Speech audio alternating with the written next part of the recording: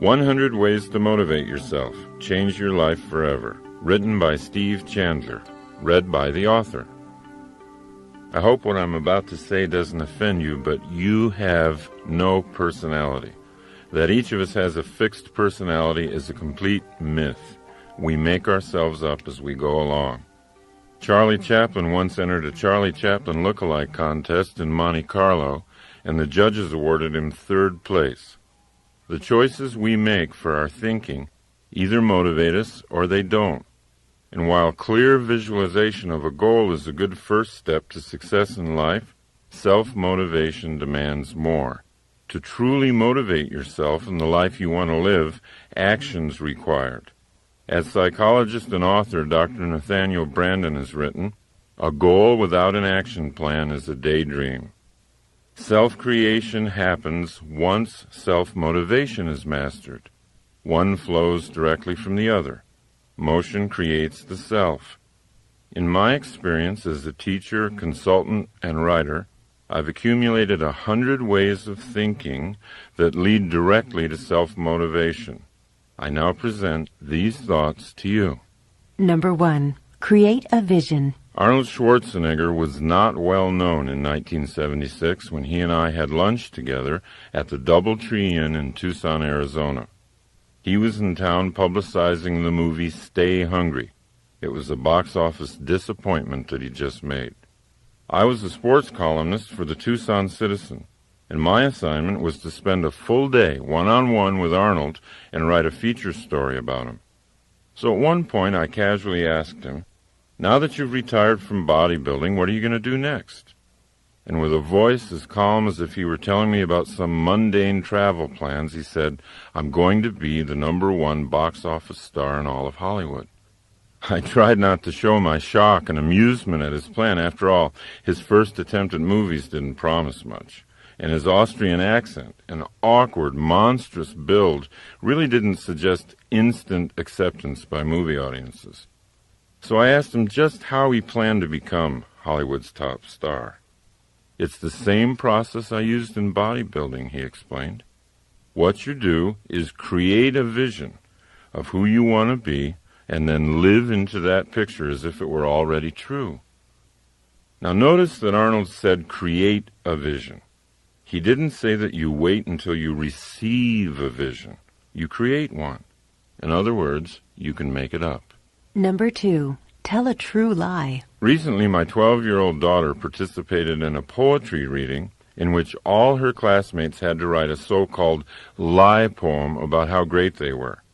They were supposed to make up untruths about themselves that made them sound unbelievably wonderful. I realized that the children were doing what Arnold did to clarify the picture of his future. By lying to themselves, they were creating a vision of who they wanted to be. So if it's hard for you to imagine the potential in yourself, then you might want to start by beginning to express it as a fantasy, like the children did who wrote the poems. Think up some stories about who you'd like to be. Without a picture of your highest self, you can't live into that self. Number 3. Leave your comfort zone. Our society encourages us to seek comfort. And yet, only challenge will test our skills and make us better. Only challenge and the self-motivation to engage the challenge will really transform us. And every challenge we face creates a more skillful self. So it's up to you to constantly look for challenges to motivate yourself. And it's up to you to notice when you're buried alive in a comfort zone. Then break free and fly away. Number 4. Find your key. I used to have the feeling that everyone else in life had been issued an instruction book on how to make life work, and I, for some reason, wasn't there when they passed the books out.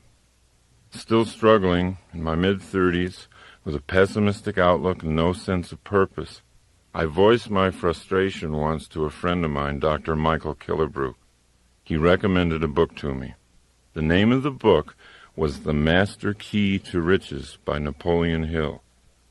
What the book actually did was a lot more than increase my earning capacity, although by practicing the principles in the book, my earnings did double in less than a year. Hill's advice ultimately sparked a fire in me that changed my entire attitude toward life. Without fully understanding it, I was engaging in the process of completely rebuilding my own thinking.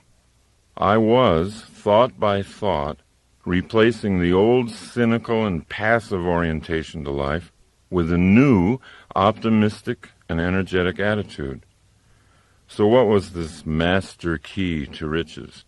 Napoleon Hill tells us in his book, quote, "The great master key to riches is nothing more or less than the self-discipline necessary to help you take full and complete possession of your own mind. Remember, it is profoundly significant that the only thing over which you have complete control is your own mental attitude."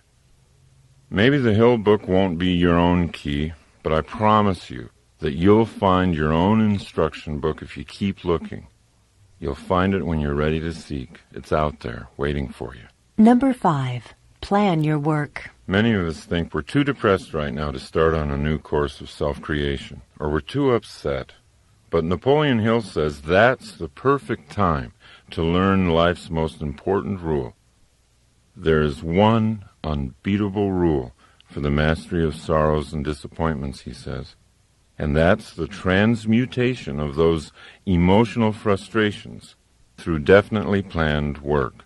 It's a rule which has no equal. Once we get the picture of who we want to be, definitely planned work is the path to self-motivation. Definitely planned work contains the energy of purpose. 1 hour of planning saves 3 hours of execution. Most of us don't take the time to plan for an hour. We don't understand that it'll be the most productive hour we spend.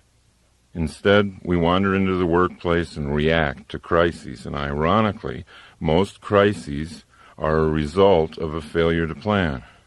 Well, it is impossible to work passionately with a sense of purpose and feel depressed at the same time. Successfully planned work will motivate you to do more and more than you ever thought possible. Number 6. Move your goalposts. Most people are surprised to learn that the reason they're not getting what they want in life is because their major goals are too small and too vague, and therefore have no power. Your major goal will not be reached if it fails to excite your imagination. What really increases motivation is the setting of a large and specific power goal. A power goal is a dream that drives you. People who have created power goals are living on purpose. They know what they're up to in life. How can you tell if you've got a big enough and real enough power goal? Simply observe the effect your goal has on you. It's not what a goal is that matters. It's what a goal does. Number 7. Dribble with your other hand. If you've ever coached kids who play basketball, you know that most of them have a tendency to dribble with only one hand, the one attached to their dominant arm.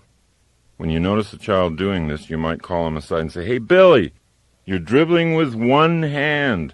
The defender can easily defend you. Your options are cut off. You need to dribble with your other hand, so that can't happen." At which point, Billy says, "I can't." Billy, it's not that you can't. It's that you haven't. Then you explain to Billy that his other hand can dribble just as well if he logs enough bounces. It's just the simple formation of a habit. After enough practice dribbling with his other hand, Billy begins to learn you were right. And the same principle is true for reprogramming your own habits of thinking. Thinking is just like bouncing the ball. On the one hand, you can think pessimistically and build that side of you up. It's just a matter of repeating the bounces. On the other hand, you can think optimistically, one thought at a time, and build that side up. The overall pattern won't change after just a few positive bounces of the ball, but you do change, one thought at a time. Number 8. Play your character. How you act is who you become.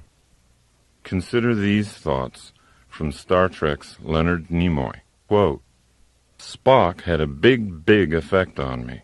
I'm so much more Spock-like today than when I first played the part in 1965 that you wouldn't recognize me. I'm not talking about appearance, but thought processes. Doing that character, I learned so much about rational, logical thought that it reshaped my life. Now, just like Spock, we too can gain energy and inspiration by doing the character we want to be. We can become who we act like we are. Number 9. Don't just do something. Sit there. Sit quietly, absolutely alone, for a long time, all by yourself. Completely relax. Don't allow the television or music to distract you. Be with yourself. Observe insights starting to appear. Observe your relationship with yourself starting to get better. Sitting in silence allows your true dream in life to take shape and clarity. In modern, interactive, civilized life today, you're either living your dream or someone else's. And unless you give your dream the time and space it needs to express itself, you'll spend the better part of your life living the dreams of other people. Number 10. Use the right chemicals. Not real drugs, of course.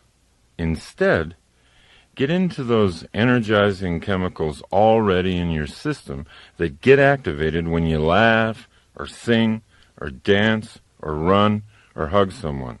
When you're having fun, your body chemistry changes, and you get new surges of motivation and energy. Don't keep trying to go out searching for something that's fun. It's not out there anywhere. It's inside yourself. If you can't immediately see the fun in something, find a way to create it. Once you've made a job fun, you've solved the problem of self-motivation. Number 11. Leave high school. Most of us think we're stuck in high school forever.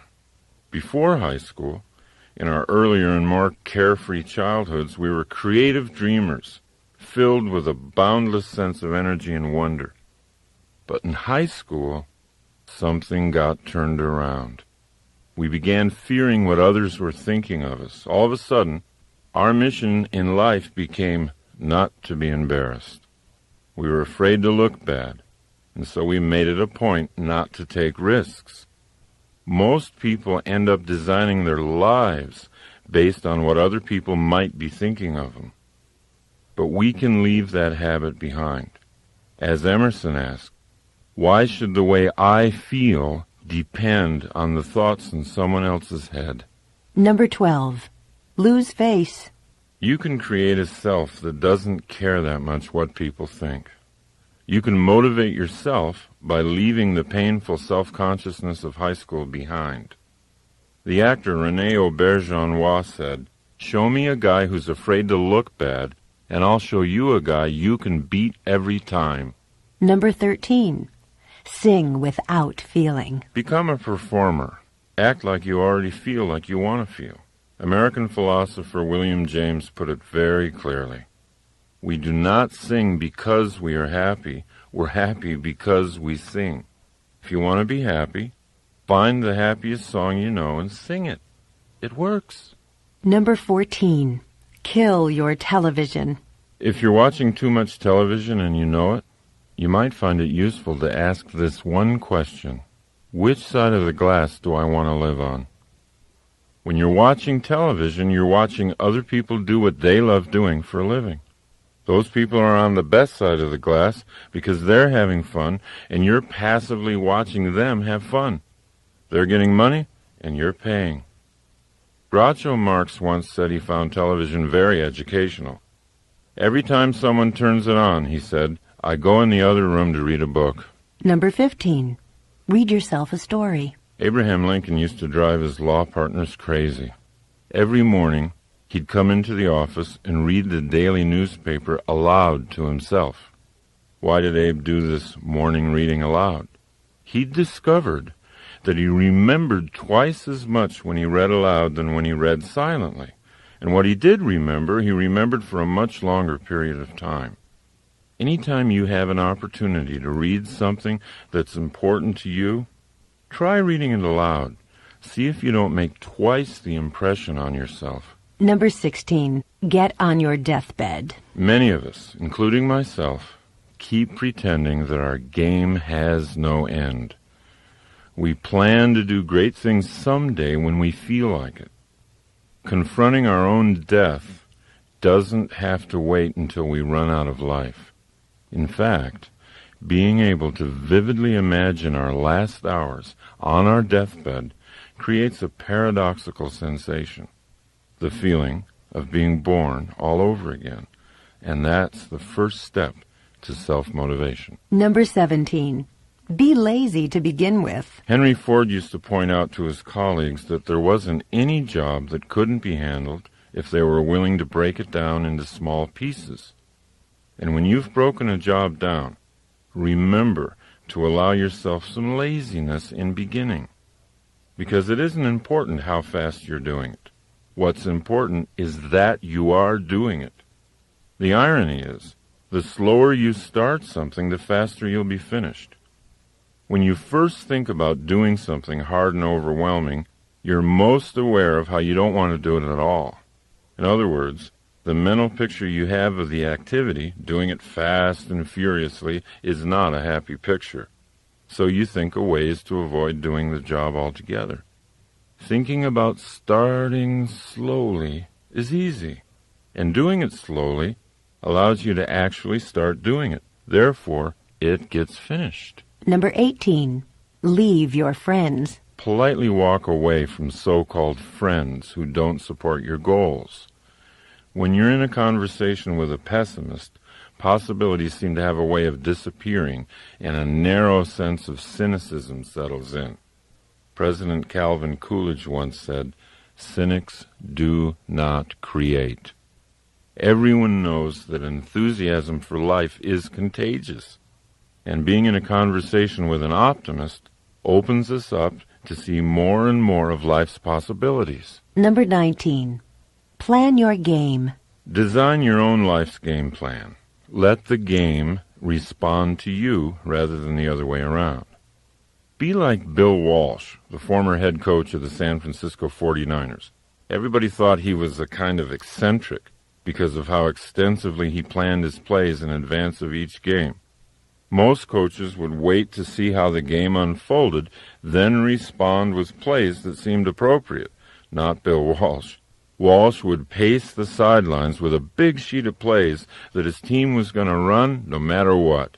He wanted the game to respond to him. Walsh won a lot of Super Bowls with his so-called eccentric proactive approach. But all he did was to act on the crucial difference between creating and responding. Number 20. Find your inner Einstein. The next time you see a picture of Albert Einstein, realize that that's actually you. Every human has the capacity for genius. To experience Einstein's creative level of thinking, all you have to do is commit to using your imagination. You know, this is sometimes a difficult recommendation for grown-ups to follow. Grown-ups have become accustomed to using their imaginations for only one thing: worrying. Grown-ups visualize worst-case scenarios all day long. All their energy for visualization is channeled into colorful pictures of what could go wrong. Worry is a misuse of the imagination. What people don't comprehend is that the human imagination was designed for better things. People who use their imaginations to create often achieve things that worriers never dream of achieving, even if the worriers have much higher IQs. Dreaming is the design stage of creating the future. Imagine yourself living a motivated life. Number 21. Feel good first. Most people think they'll feel good once they reach some goal. They think happiness is out there somewhere. The problem with putting off feeling good about yourself until you hit a certain goal is that it might never happen. By linking happiness to something you don't have yet, you're denying your power to create it for yourself in the moment. Your happiness is your birthright. It shouldn't depend on your achieving something. Start by claiming it and using it to make your journey fun all the way and not just fun at the end. Number 22. Run toward your fear. The world's best kept secret is that on the other side of your fear, there's something safe and beneficial waiting for you. If you work through even a small fear, you'll increase the confidence you have in your ability to create your life. General George Patton said, "Fear kills more people than death. Death kills us but once, and we usually don't even know it. But fear kills us over and over again, subtly at times and brutally at other times. The rush we get after running through the waterfall of fear is the most energizing feeling in the world. If you're ever in an undermotivated mood, find something you fear and do it, and watch what happens." Number 23. Just the unexpected. Most people don't see themselves as being creative, but we all are. And one of the reasons we don't see ourselves that way is that we normally associate being creative with being original. But creativity has nothing to do with originality, and it has everything to do with simply being unexpected. So if you're willing to accept that you are creative, you can begin to cultivate that side of yourself. You can start coming up with all kinds of unexpected solutions to the challenges that life throws at you. Number 24.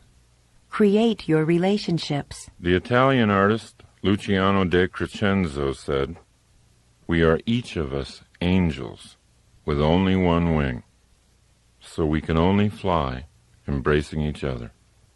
And we can't create our truest selves without creating relationships in the process. Relationships are everywhere.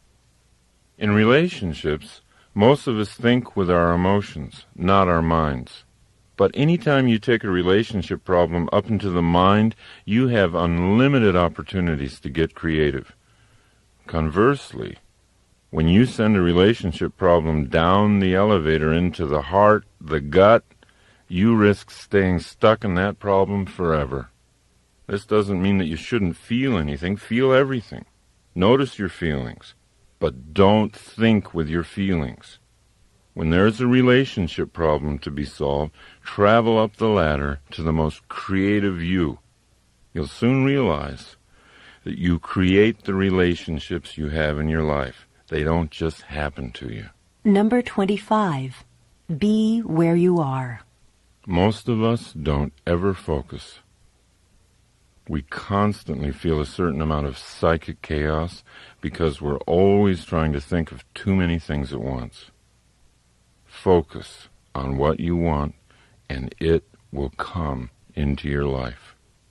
Focus on being a happy and motivated person, and that's who you'll be. Number 26.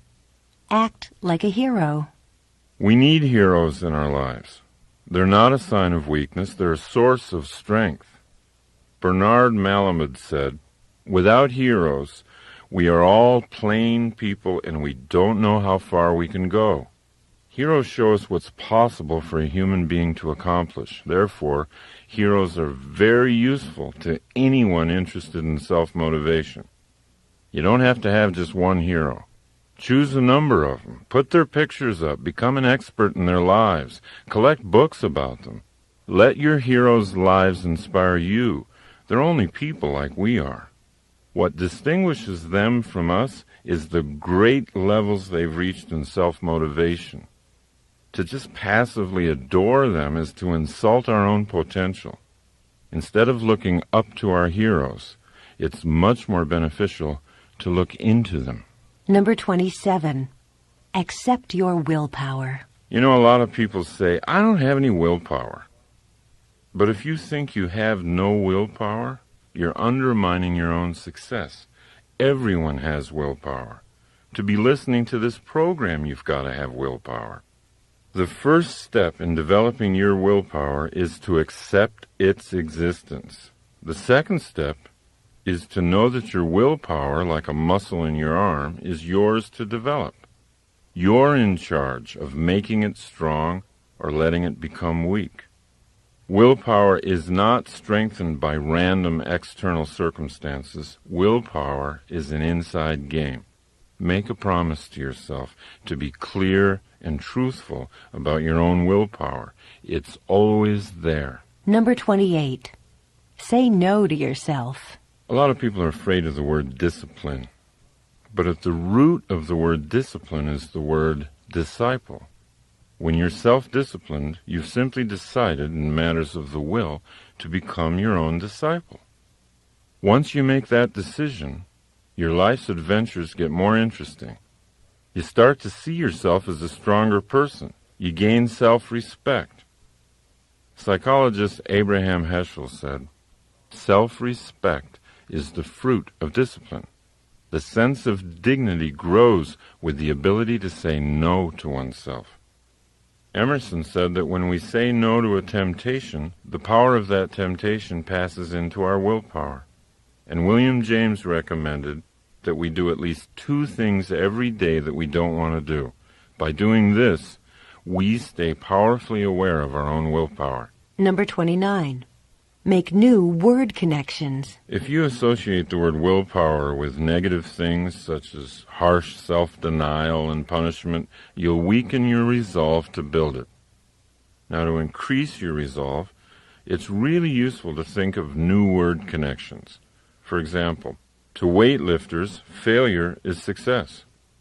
Unless they lift a weight to a point of failure, their muscles aren't growing. So they've programmed themselves through repetition to use the word failure in a positive sense. Language leads to power. So be conscious of the creative potential of all the language you use, and then guide that language in the direction of more personal power. Number 30. Deprogram yourself. If you're a regular consumer of the major news programs, you belong to a very persuasive and hypnotic cult. You need to be deprogrammed. Start by altering how you listen to the media. Program out all the negative, cynical, and skeptical thoughts that you now allow to flow into your mind unchecked when you hear the news. Once you've gotten good at factoring out the negative aspects of the media today, take it a step further. Make your own news. Be your own breaking story. Don't look to the media to tell you what's happening in your life. Be what's happening. Number 31. Open the present. Practice being awake in the present moment. Make the most of your awareness of this moment. Don't live in the past unless you like guilt. Don't live in the future unless you like fear. Just stay focused on today. Watch what happens to your motivation. Number 32. Serve and grow rich. You can motivate yourself by increasing the flow of money into your life. Most people are embarrassed to even think this way. They don't want to think and grow rich because they think they'll be thought of as greedy. Or maybe they still believe in the thoroughly discredited Marxist economic superstition that to make money, you have to take it away from somebody else. Or else they don't want to come across as being obsessed with money. But you know who's really obsessed with money? People who think they don't have enough.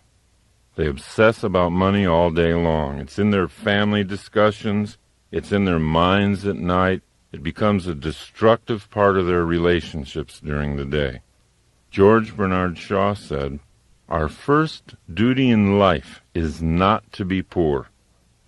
The road to not being poor always travels through your professional relationships.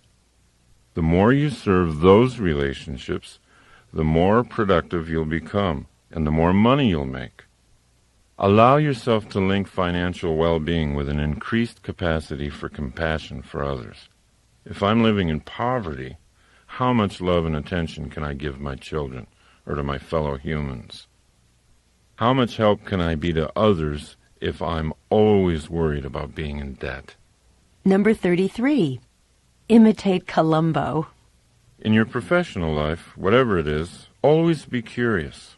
When you meet with someone, think of yourself as a bumbling but friendly private detective like Columbo was. Ask questions. By asking questions in your relationships, you're already creating the relationship, and you're already self-motivated. You don't have to wait for the other person to make it happen. Number 34. Give away some power. Motivate yourself by giving someone else the ideas necessary for self-motivation. You can have any experience you want in life simply by giving that experience away to someone else. John Lennon called it instant karma. If you want to be motivated, shift your inspiration to someone else. Point out their strengths. Offer encouragement and support. Watch what it does for you. Number 35. Talk to yourself. We've always been a little nervous culturally about talking to ourselves. We associate it with insanity. But Plato said that thinking was the soul talking to itself. There's no one better to talk to than yourself if you really want to get things worked out. No other person has as much information about your problems. No one knows your skills and capabilities better. Nathaniel Brandon suggests that we get our creative thinking going each morning by asking ourselves 2 questions. 1, what's good in my life? And 2, what is there still to be done? Because thought always precedes action, talking to yourself is a proven way to get motivated. Number 36. Schedule your comebacks. Progress toward your goals is never going to be a straight line. It'll always be a wavy line.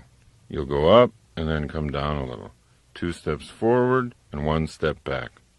Now, most people get discouraged when they slide a step back after the 2 steps forward. They think they're failing. They think they've lost it. But they really haven't. They're simply in step with the natural rhythm of progress. Now, once you understand this rhythm, you can look ahead on your calendar and block out time to refresh, renew, recover. Schedule your comeback while you're on top. Build in big periods of time to get away, even to get away from what you love, because coming back is going to be that much more exciting when you've been renewed. Number 37. Live your true life. The psychologist David Viscott wrote, when you say you fear death, you're really saying that you fear you've not lived your true life. This fear cloaks the world in silent suffering. How do you know what your true life is? How do you know how to live it? First, find out what makes you happy, and then start doing that. Now, if writing makes you happy and you're not writing for a living, you might want to start up a company newsletter. When I first realized that speaking and teaching made me happy, I started a free weekly workshop. I didn't just wait until something was offered to me. There's no goal better than this one, to know, as you lie in your deathbed, that you lived your true life. You did what it was that made you happy. Number 38. Get up on the right side of the bed. Since I was a child, I've always been intrigued with the idea that you could have a great day just by getting up on the right side of the bed. Today, my fascination is not so much with the right side of the bed as it is with the right side of the head, or, to be more precise, the right side of the brain. In the 1930s, brain surgeons discovered the different functions of the 2 halves of the brain while working on epileptics. In 1950, Roger W. Sperry made the greatest breakthroughs in discovering that dreams and energy and creative insight come from the right side of the brain, and linear, logical, short-term, and short-sighted thinking came from the left side of the brain. The best explanation for how whole brain thinking surpasses left brain thinking or right brain thinking is in a book written by British philosopher Colin Wilson called Frankenstein's Castle. Wilson reveals that we have more control over drawing vital energy and creative ideas from the right brain than we ever realized. And what stimulates the right brain the most is a high sense of purpose. If you had to carry a heavy sack of sand across town, your left brain might get upset and tell you, well, you're doing something boring and tedious. However, let's say your child were injured. Let's say your little girl were injured badly, and she weighed the same as the huge bag of sand. You'd carry her the same distance to a hospital with a surprising surge of vital energy. That energy would be sent from the right brain. And that's what purpose does to the brain. Self-motivation increases when the left brain gets good at telling the right brain what to do. Number 39. Use your magic machine. Most people wait for an external crisis. A threatened bankruptcy or an attack on the street or the burning down of their home or an unwanted divorce to finally kick in their whole brain thinking. But that leads to a life of reaction rather than creation. The 3 best ways to activate whole brain thinking are through goal setting, joyful work, and revitalizing play.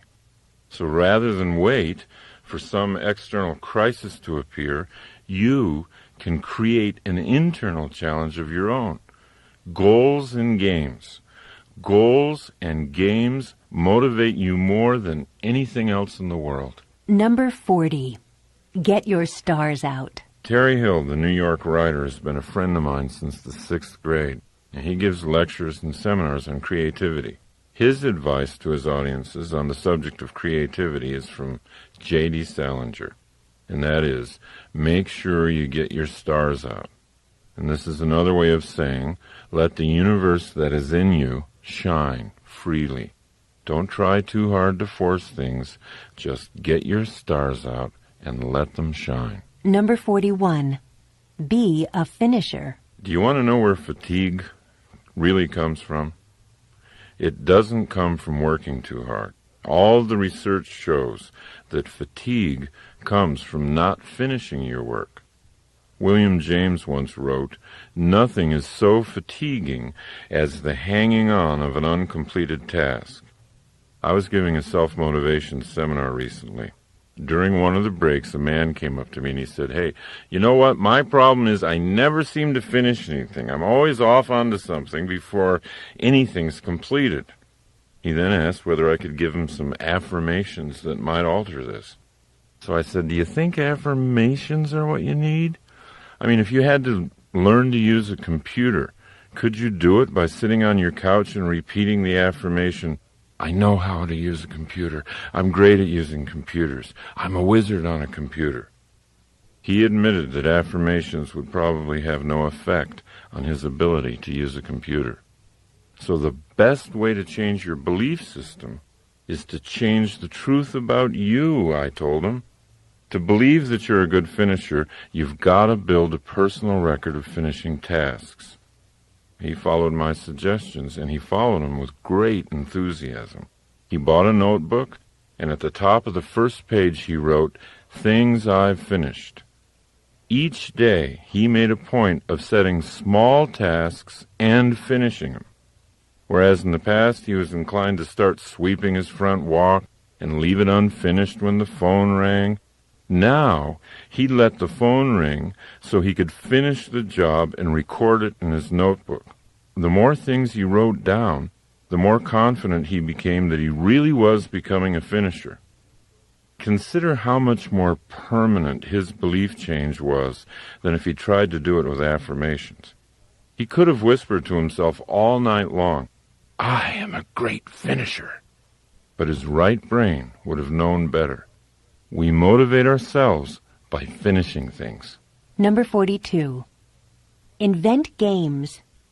So whatever it is that you have to do, whether it's a major project at work, a huge cleaning job at home, turning it into a game will always bring you higher levels of energy and motivation. Number 43. Interact. There's a huge difference between active relaxation and passive relaxation. Active relaxation refreshes and restores the mind. It keeps it flexible and toned for thinking. Great thinkers have known this secret for a long time. Winston Churchill, for example, used to paint to relax. Albert Einstein played the violin. They could relax one part of the brain while stimulating another.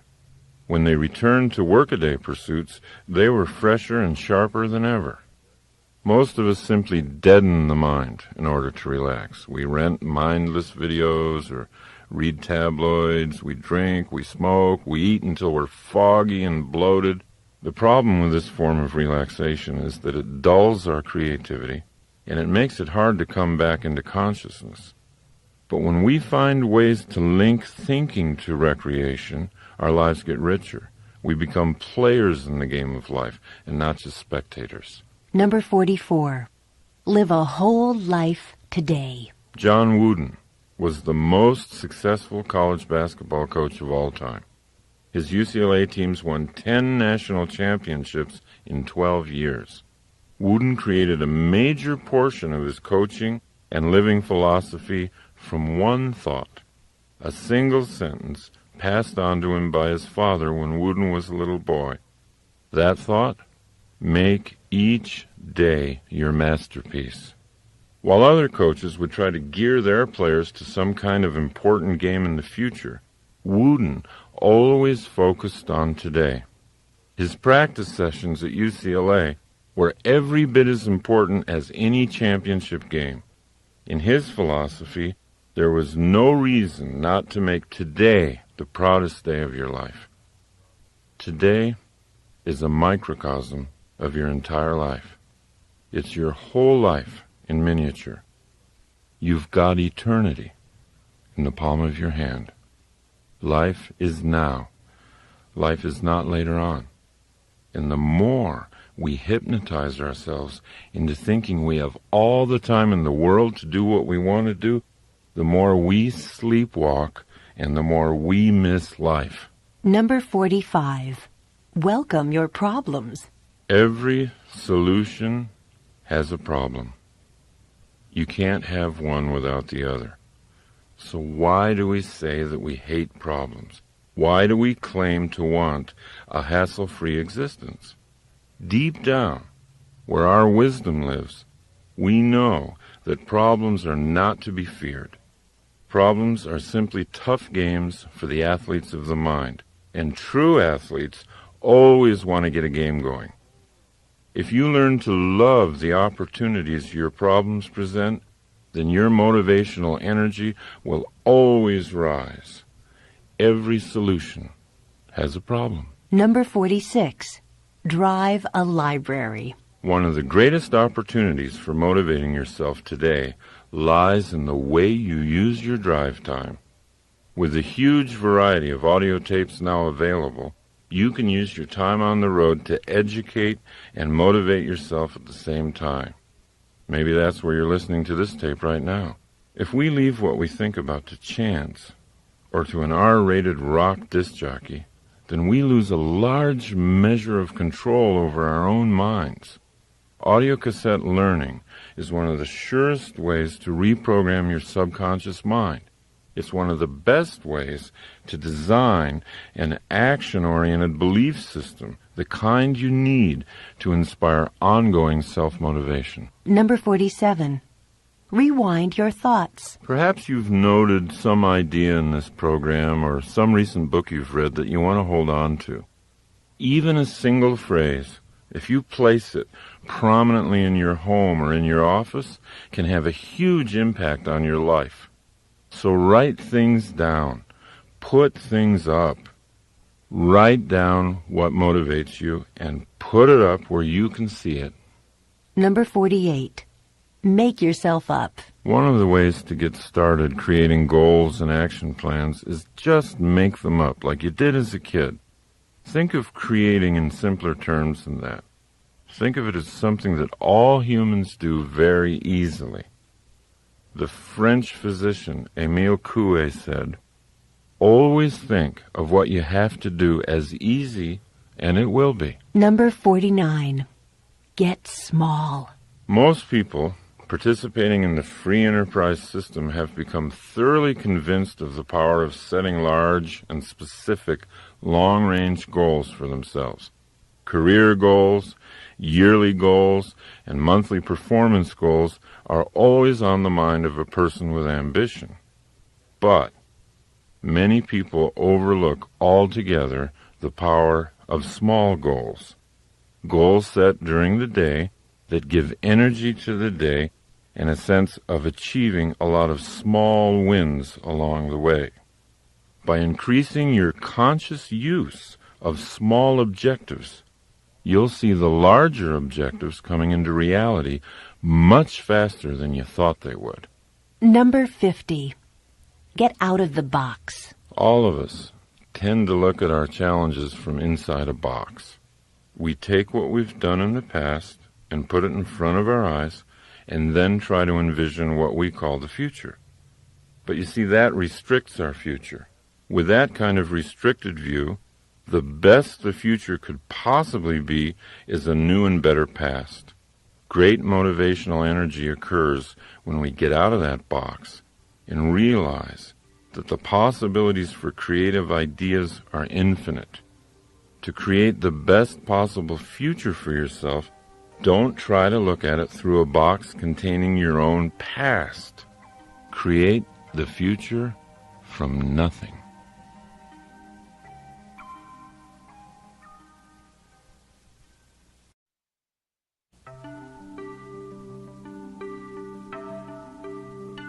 Number 51. Advertise to yourself. Sports psychologist Rod Gilbert says, quote, "Losers visualize the penalties of failure, and winners visualize the rewards of success. Without advertising our goals to ourselves, we can lose sight of them altogether. Now, I'll often start the day by drawing 4 circles on a blank piece of paper. The circles represent my day, my month, my year, and my life. Inside each circle, I write down what I want. It can be a dollar figure, it can be anything. And the goals can change from day to day. It doesn't matter. There's no way to get this process wrong. But by writing the goals down, I'm like an airline pilot looking at my map before takeoff. I'm orienting my mind to what I'm up to in life. I'm reminding myself of what I really want. Now, when you get on a plane, would you poke your head into the cabin and say to the pilot, just take me anywhere? That's how we live our lives. That's how we live our lives when we don't make a map. Number 52. Don't stop thinking. Motivation comes from thought. Everything we do begins with a thought. And when we quit thinking, we lose the motivation to act. We eventually slip into pessimism, and the pessimism leads to even less thinking, and so it goes. A downward spiral of negativity and passivity, feeding on each other. Pessimists think so negatively about doing the whole thing perfectly that they end up doing nothing and becoming passive. Whereas the optimist always does a little something, always takes an action, always feels like progress is being made. Pessimists continually use their imaginations to visualize worst-case scenarios, and then concluding that those scenarios are so hopeless that there's no cause for action. Therefore, pessimism always leads to passivity. Optimists agree with Colin Wilson's point of view. He said, imagination should be used not to escape from reality, but to create it. Begin the habit in yourself of saying no to negativity. When negative thoughts start their argument in your mind, which they always do, even for optimists, don't stop thinking. Real creative thinking is going to lead to optimism, and optimism is always self-motivating. Number 53. Debate your dark side. Negative thinking is something we all do. The difference between the person who's primarily optimistic and the person who's primarily pessimistic is that the optimist learns to become a good debater. Once you become thoroughly aware of the effectiveness of optimism in your life, you can learn to debate your pessimistic thoughts. If you catch yourself brooding worrying, thinking pessimistically about an issue, build a case for the optimistic view. Pretend you're an attorney whose job it is to prove the pessimist in you is wrong. If you really want to open up your life, go optimistic. Number 54. Make use of trouble. You know, I think all of us have heard so many stories, so many incidents where bad events, looking back, in retrospect, were strokes of great fortune. A person who breaks her leg skiing, meets a doctor in the hospital, falls in love, marries him, has a happy life. What seemed horrible turns out to be unexpectedly great. We begin to see the truth in what Richard Bach says. Every problem carries a gift inside it. Now, by choosing to make use of seemingly bad events, by asking yourself, how can I use this? What might be good about this? You can get to the gift inside your problem a lot more quickly. Number 55. Learn to brainstorm by yourself. So, try this. Put a goal on the top of a page, and then put numbers 1 through 20 on that page and begin your brainstorming session. List 20 ideas. They don't have to be well thought out. They don't have to be reasonable. Give yourself permission to flow. Your only objective is to have 20 ideas scrawled down within a certain period of time. If you do this for 1 week, you'll end up with 100 ideas. Are they all usable? No, of course not. But who cares? When you began the process, you probably didn't have any usable ideas. Number 56. Create your own voice. There have been times when I've been told that I am lucky to have a good speaking voice. Many people are impressed. Sometimes I don't even use a microphone. I speak to hundreds of people in the audience, boom out to them. And you know, people will say, boy, you've been blessed with a powerful set of vocal cords. I have to tell you, it's not true. My voice used to be no better than some feeble monotone. It really was really awful. I mean, I would talk like this. Now, you know, my voice, I would love to see you today. Now, look, I set about to change it. I always carry a number of cassettes in my car. I always sing along with them. I crank them up good and loud. By the way, it's best done while you're driving alone. And I sing at the top of my lungs. I make certain I do it every day, even when I don't feel like singing. See, that's the point. Don't let your feelings ruin your life. Keep thinking. Strategize. Plan. You can create anything you want. You can even create your own voice. Number 57. Live on the frontier. We've always had a real fascination with America's frontier days. Shows like Little House on the Prairie, movies like Dances with Wolves. I mean, it reflects a real yearning for those adventurous times. Now, what's exciting, what's really exciting about today is that a new frontier is here. The technological explosion, our entry into the information age, have created a situation in which employers are no longer interested in our job histories. At least it's not as much as they used to be. What are they interested in? Right now, our current capabilities. For example, let's say my company's trying to enter the Chinese market to sell its software, and you, at age 70, can speak fluent Chinese, know all about software, and have energy and zest for success. How can I afford not to hire you? Times have changed. This is the new frontier. It's all about what you can do, not about what you've done. Number 58. Replace your habits. Self-motivation is much more difficult to achieve when we're held back mentally by certain bad habits. But here's the catch. Bad habits can't be gotten rid of because they exist for good reasons.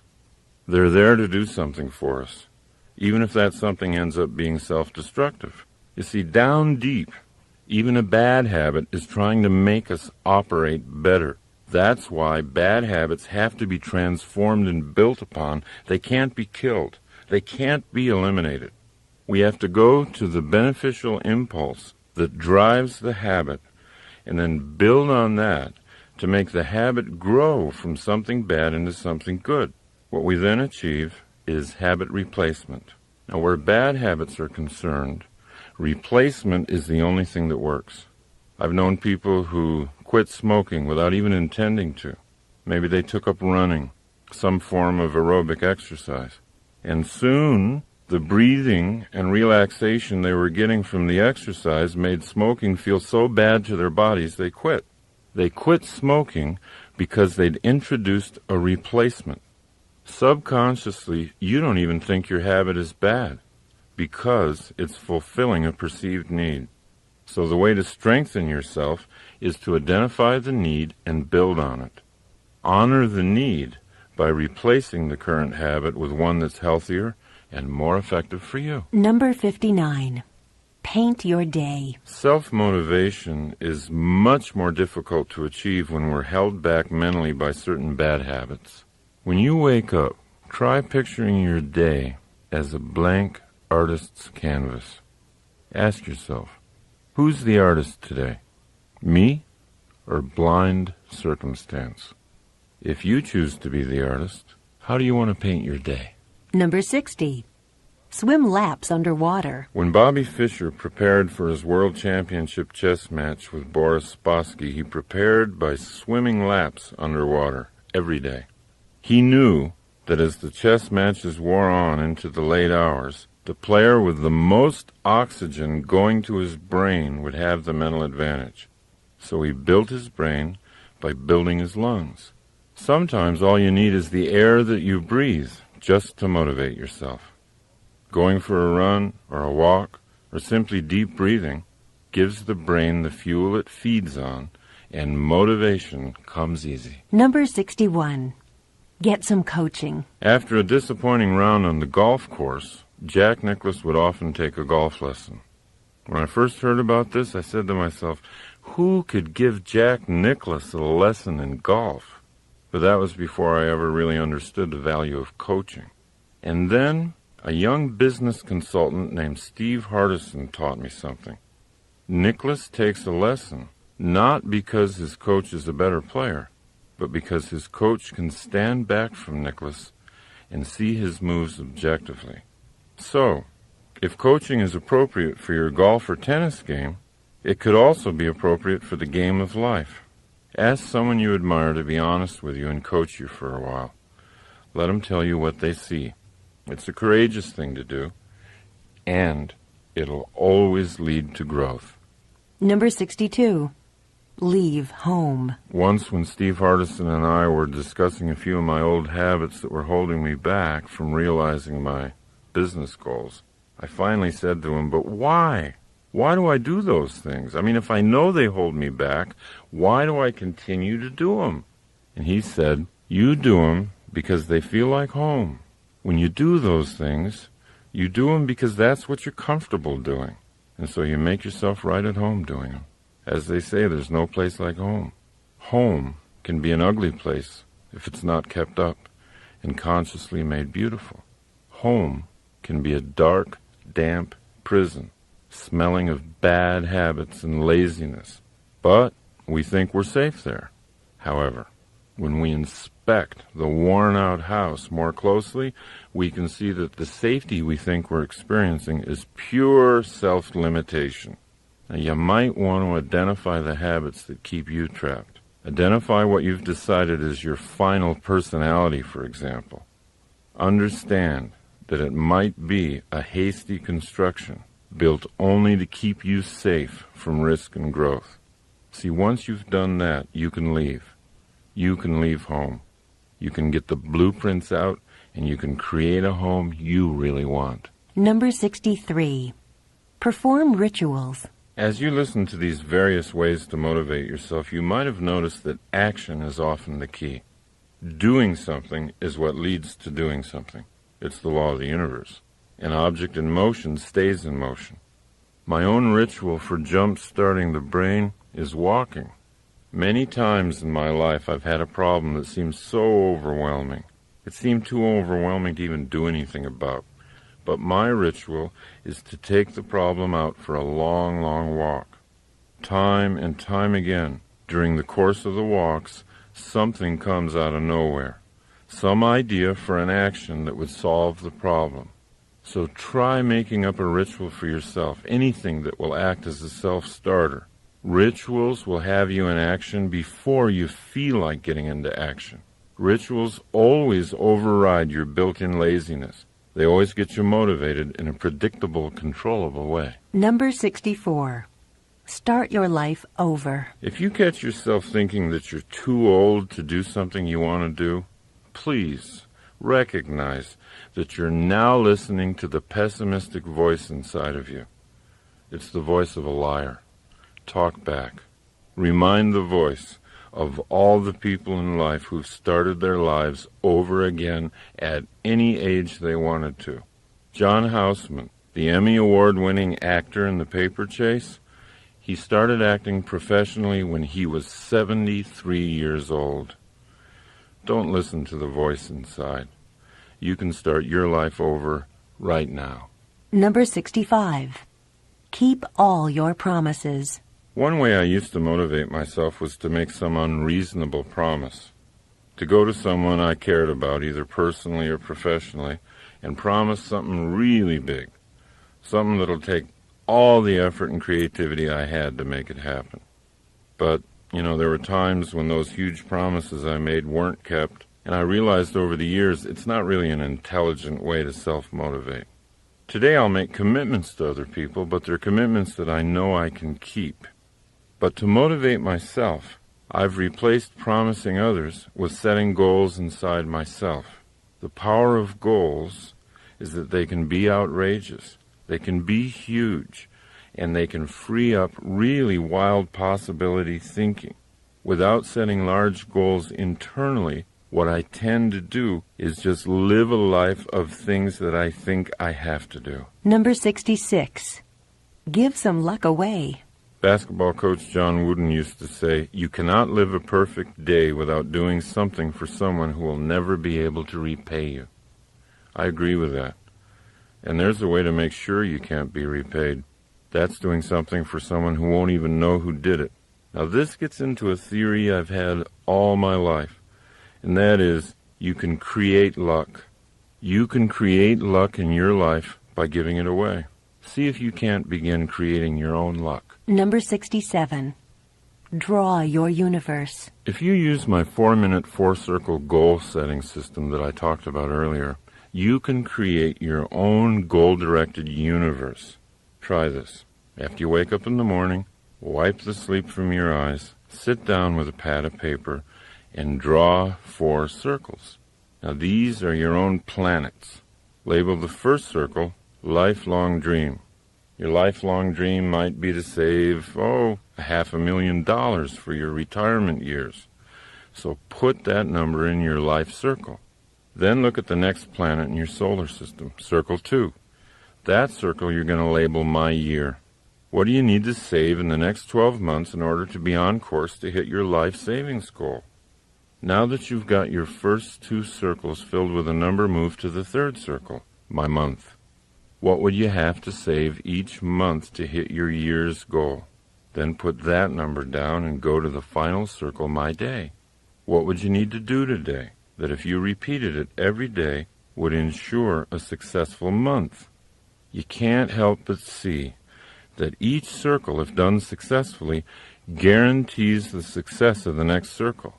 If you hit your daily goal every day, your monthly goal is automatically hit. In fact, you don't even have to worry about it. And if your monthly goal is reached, the yearly goal has to happen. It's mathematical. And if your yearly goals are hit, the lifelong goal cannot not be reached. Then you can see, proven for you, that your life and your day are the same thing. You can create your own universe any way you like. The system itself is not the motivator. Your understanding of your responsibility to be a creative planner, that's what the motivator is. Number 68. Get up a game. If you're really interested in motivation, there's nothing more fun than competition. Competition has a bad name these days. It shouldn't. It teaches you the valuable lesson that no matter how good you are, there's always somebody better than you. That's a lesson in humility everybody needs. And it teaches you that by trying to beat somebody else, you reach for more inside of you. Trying to beat somebody else puts the game back into life, and if it's done optimistically, it gives energy to both competitors. It teaches sportsmanship, and it gives you a benchmark for measuring your own growth. So in your life, let the games begin. Have fun winning and losing. And when someone has insulted you or underrated you, don't just get even, get better. Use your victory, not to hurt them, but to create you. Number 69. Turn your mother down. In Dr. Martin Seligman's studies of optimism and pessimism, he found out a remarkable fact. We first learn how to explain the world to ourselves from our parents, and more specifically, our mothers. I'm quoting from Dr. Seligman. Young children listen to what their primary caretaker, usually the mother, says about causes, and they tend to make this style their own. If the child has an optimistic mother, this is great, but it can be a disaster for the child if the child has a pessimistic mother. Fortunately, Seligman's studies show that the disaster only needs to be temporary, that optimism can be learned at any age. Now, it's not self-motivating to blame mom if you find yourself to be a pessimist. Blaming someone never self-motivates because it strengthens the belief that your life is being shaped by forces outside yourself. Love your mom. She learned her pessimism from her mother. But change yourself. Number 70. Face the sun. Helen Keller wrote, "When you face the sun, the shadows always fall behind you." This was Helen Keller's poetic way of recommending optimistic thinking. What you look at, what you face, grows in your life. What you ignore falls behind you. But if you turn and look only at the shadows, they become your life. Number 71. Look inside. Most of us wait to find out who we are from impressions and opinions we get from other people. "Oh, do you really think I'm good at that?" we ask.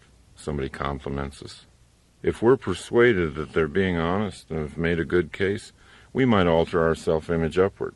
That's great getting feedback from others, especially positive feedback. But your journey should be internal.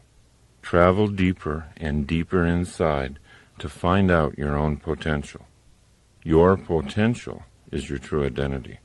It only waits for self-motivation to come alive. Number 72. Go to war. Anthony Burgess was 40 when he learned he had a brain tumor that would kill him within a year. He was completely broke, and he didn't have anything to leave behind for his wife Lynn, who was soon to be a widow. Burgess had never been a professional novelist in the past, but he always knew it was inside him to be a writer. So, for the sole purpose of leaving behind royalties for his wife, he put a piece of paper into the typewriter and he began writing.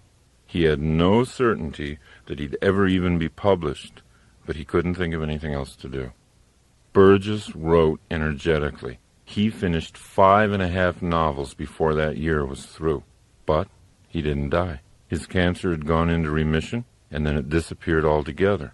In his long and full life, Anthony Burgess wrote more than 70 books. Without the death sentence from cancer, he might not have written anything. You know, it's funny, but research shows that during times of war, suicide rates go down. We don't have to wait for something tragic. We don't have to wait for a war to attack us from without. We can get the same vitality by challenging ourselves from within. Joan of Arc said, "All battles are first won or lost in the mind." A useful exercise for self-motivation might be this. Ask yourself, what would you do if you had Anthony Burgess's original predicament? If I had just a year to live, how would I live differently? What exactly would I do? That question can inspire surprising thoughts. It can reveal skills inside you that you're not using today. Number 73. Make small change. When I first began working on self-motivation a long time ago, I'd go through all kinds of emotional mood swings. I'd get really high on the idea of who I could be. I'd set out to change myself overnight. and then my old habits would pull me right back to who I used to be. Then I'd become demoralized. Later in my life, I finally caught on to the idea that great things are often created slowly. Great paintings, great buildings. So why couldn't great people be created slowly? So if you're willing to see yourself as a masterpiece in progress, then you'll love small changes. You'll be excited by a tiny thing you did differently today. If you want a stronger body and you took the stairs instead of the elevator, celebrate. You're moving in the direction of self-creation. Number 74. Do something badly. Sometimes we don't do things because we're not sure we can do them well. We feel we're not in the mood or at the right energy level to do the task we have to, so we put it off or wait for inspiration to arrive. We're so afraid to do things until we're sure we'll do them well, we don't do anything. This is the source of all writer's block, by the way. This tendency led G.K. Chesterton to say, if a thing is worth doing, it's worth doing badly. If you're not motivated to do something you know you need to do, just decide to do it badly. Add a little self-deprecating humor. Be comically bad at what you're doing, and then enjoy what happens to you once you're in the process. Number 75.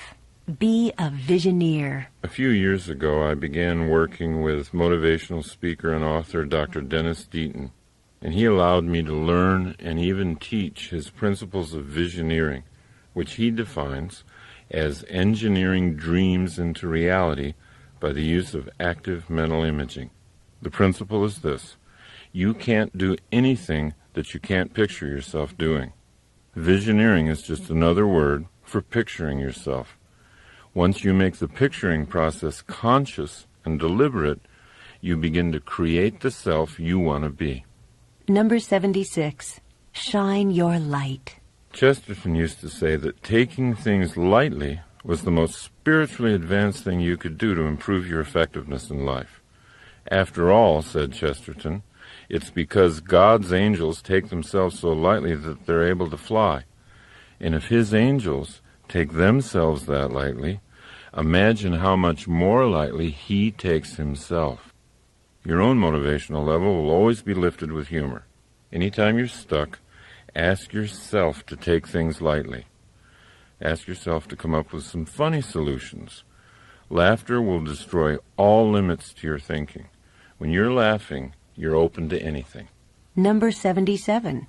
Be a list writer. Never hesitate to sit down with yourself and make lists.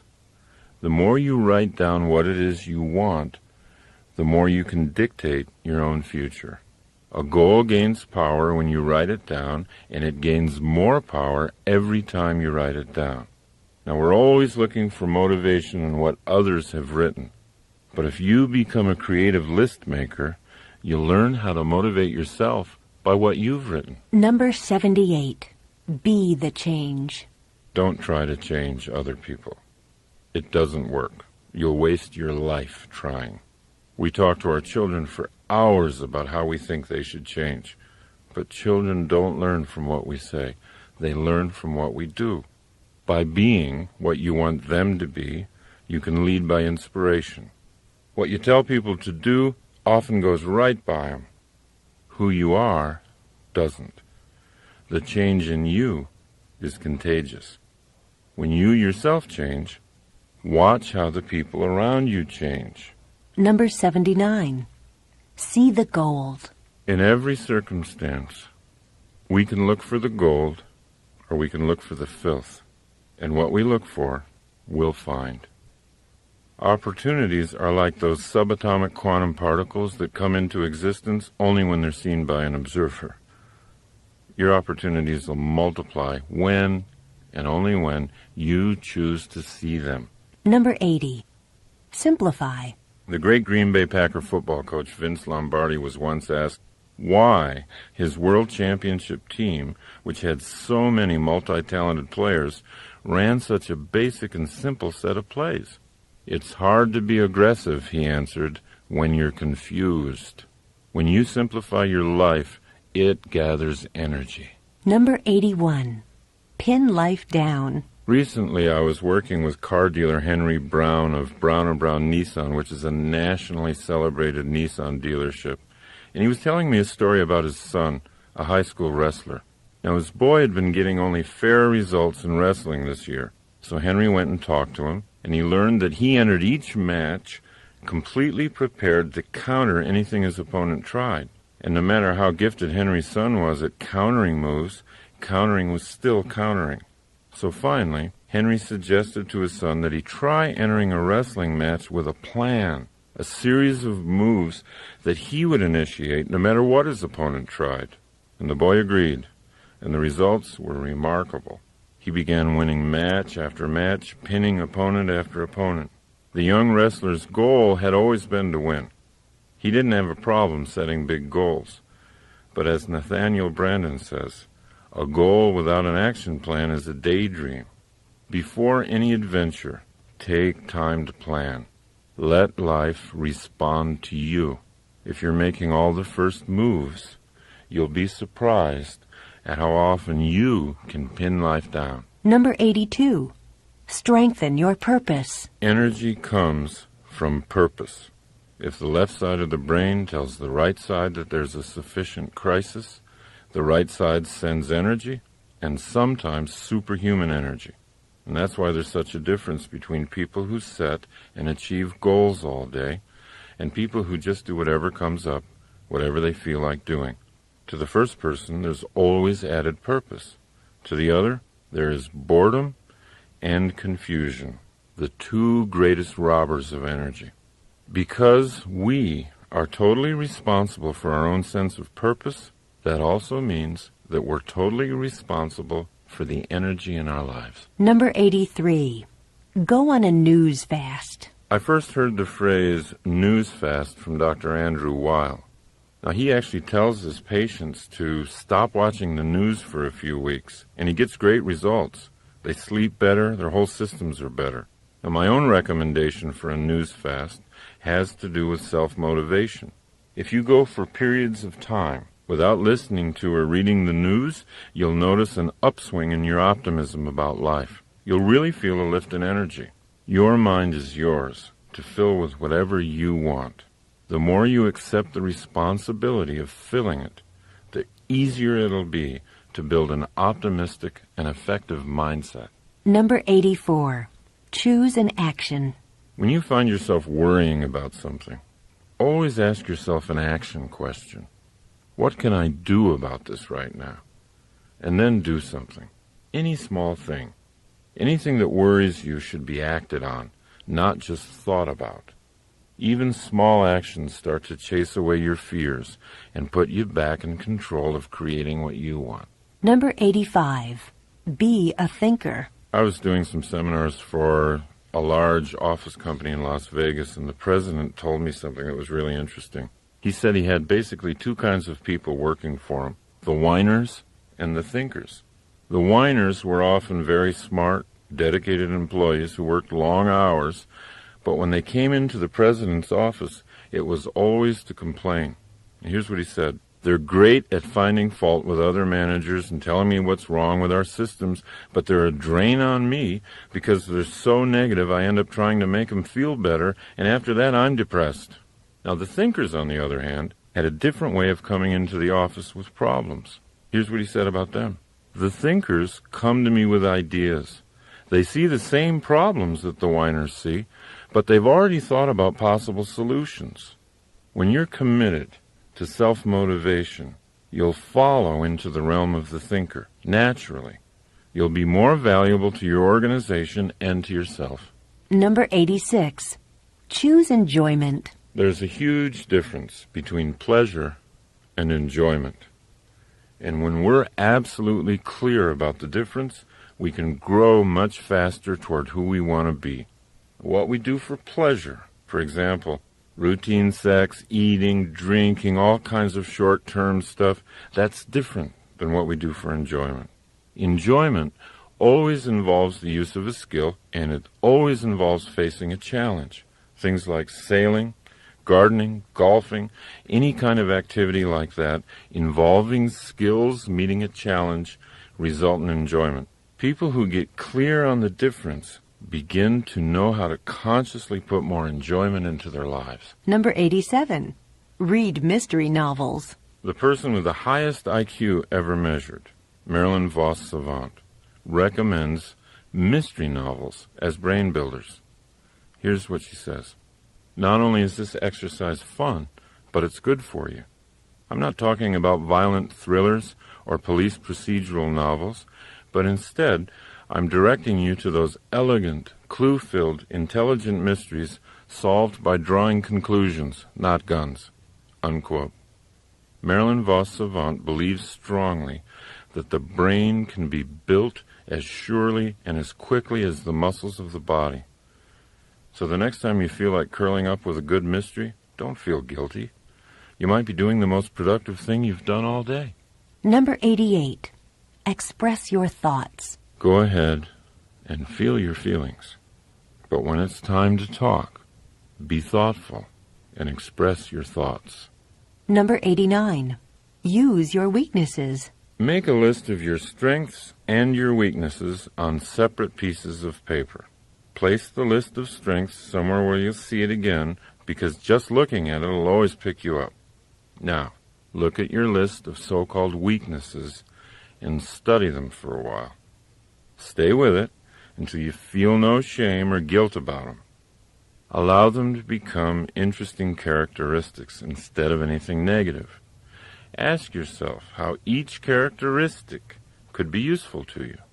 When Arnold Schwarzenegger became a professional actor, he had a weakness, his thick Austrian accent. It wasn't long, however, before Arnold incorporated his accent into the charm of his action hero persona on the screen, and a former weakness became a strength. His accent became an identifying part of his characters, and people everywhere were imitating it. Now, there isn't anything on your weakness list that can't be a strength for you if you think about it long enough. Number 90. Try becoming your problem. Whatever type of problem you're facing, the most self-motivational exercise I know of is to immediately say to yourself, I'm the problem. Because once you see yourself as the problem, you can see yourself as the solution. By seeing ourselves as victims of our problems, we lose the power to solve them. To activate the power inside ourselves, we need to take only two essential steps. One, own the problem, and two, create the solution. Number 91. Inflate your goal. There is another self-motivator that must be used as an intellectual tool only. Take a certain goal of yours and double it, or triple it, or multiply it by 10, and then ask yourself, quite seriously, what would you have to do to achieve that new goal? Now, I've often used this method for self-motivation with myself. If I have a goal of signing, say, 2 seminar contracts in the next 3 weeks, I'll often get out a pad of paper and ask, how would I get 10 contracts signed in 3 weeks? It always puts me at a different level of thinking. And because I'm solving the problem of 10, I always get at least 2. Remember, it's just a self-contained game, not a promise to anybody else. But it is a game that's fun to play. Why? Because it works. Number 92. Come to your own rescue. There are 2 ideas that are contained in the work of psychotherapists Nathaniel and Devers Brandon that have helped me incredibly. Here's the first one. You can't leave a place you've never been. And here's the other one. No one is coming. I used to believe I could run from all my frightening thoughts and beliefs about myself. But all that ever did was create deeper internal fears and conflicts. What I really needed was to get all my fears into the sunshine and demystify them. Once I systematically began to do that, I was able to dismantle the fears like a bomb squad does to a bomb. Acceptance and full consciousness of those fears was the place I'd never been. Once I was in that place, I could leave. Now, the notion that no one's coming was more terrifying. That idea sounded too much like abandonment. Many of us, even as grown-ups, devise very elaborate and subtle variations of the theme, "I want my mommy." The Brandons showed me that I could be much happier, much more effective, if I valued independence and self-responsibility above dependency on someone else. So when you accept the idea that no one's coming, it's actually a very powerful moment, because it means that you're enough. You can handle your problems yourself. You can grow. You can get strong. You can generate your own happiness. And paradoxically, from that position of independence, truly great relationships can be built, because they're not based on dependency. They're not based on fear. They're based on mutual independence and love. See how much better you are at self-motivation once you've begun to celebrate the news that you're enough. Number 93. Push your own buttons. Motivation never has to be accidental. Any form of motivation. A lot of people like to motivate themselves musically, for example.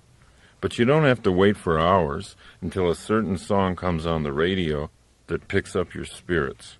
You can control what songs you hear. If there's certain songs that always lift you up, create a greatest motivational hits tape for yourself. You've got much more control over your environment than you've ever realized. Learn how to push your own buttons. Number 94. Strengthen your rehearsal. The harder you are on yourself, the easier life is on you.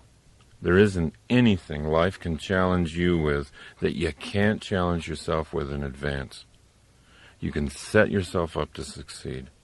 If you have to make a presentation in front of someone who scares you, you can always rehearse it first in front of someone who scares you more. If you've got something hard to do and you're hesitant to do it, pick out something even harder and do that first. Watch what it does to your self-motivation going into the real challenge. Number 95. Improve your vision. Robert Fritz said, "It's not what a vision is, it's what a vision does." So what does your vision do? Does it give you energy? Does it make you smile? When you're tired, does it take you that extra mile? A vision should be judged by these criteria. The criteria of power and effectiveness. In other words, what does it do?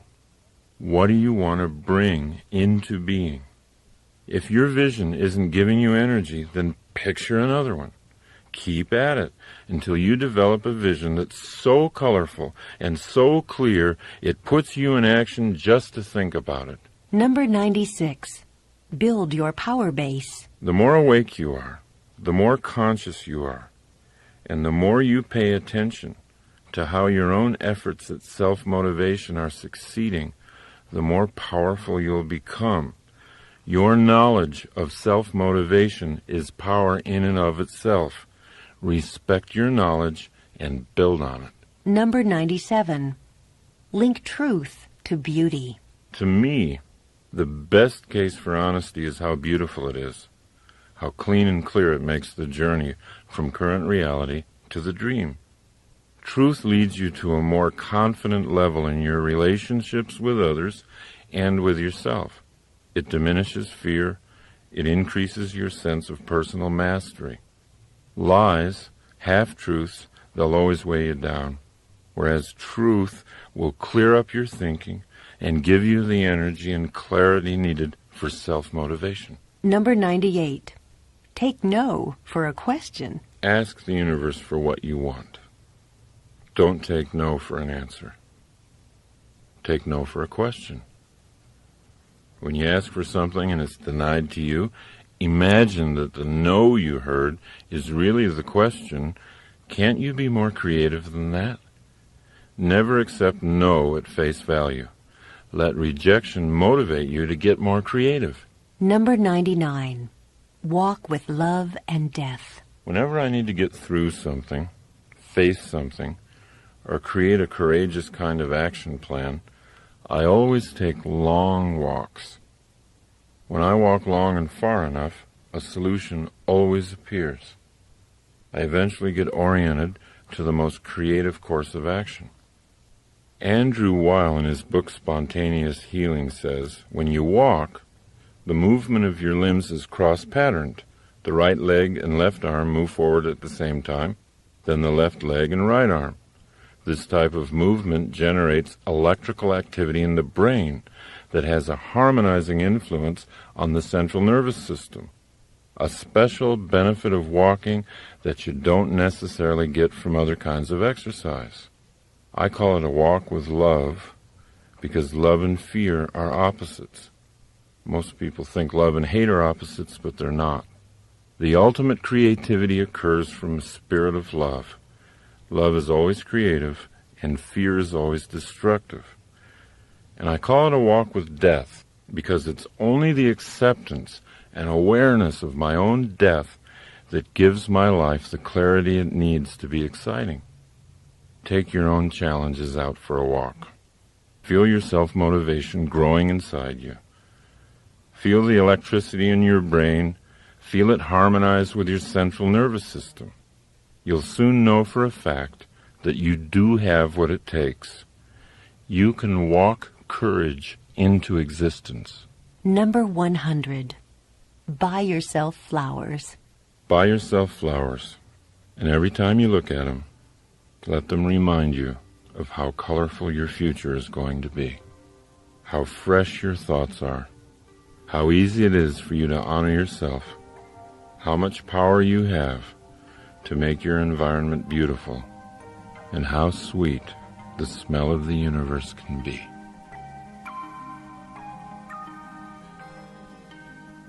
This has been a Highbridge audio presentation.